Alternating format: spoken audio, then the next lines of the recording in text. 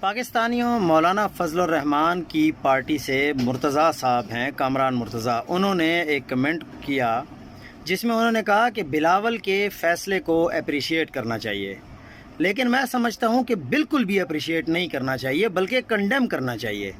ہمیں بلند آواز میں بات کرنی چاہیے۔ بھائی انہوں نے ساری کوشش کر لی، جب پتہ چل گیا کہ کچھ نہیں ہو سکتا تو پھر وہ کیا کرتے؟ اوتھ نہ دینے کے بارے میں پشاور ہائی کورٹ بھی فیصلہ دے چکی ہے، سب کچھ ہو چکا ہے، تو ان کے پاس کیا چوائس تھی؟ سرنڈر کرنا یا پھر کٹ کے مر جانا؟ مجھے لگتا ہے کہ بلاول نے ایک ایسی صورتحال میں عمل کیا جہاں ان کے پاس کوئی دوسری چوائس ہی نہیں تھی۔ میرا نہیں خیال کہ ہمیں ایسی چیزی کو ایسی جو باتیں ہیں ان کو اپریشیٹ کرنا چاہیے۔ ہمیں یہ دیکھنا چاہیے کہ اس سارے عمل کے سیاسی اثرات کتنے گہرے ہیں، اس لیے پاکستان آگے نہیں بڑھتا۔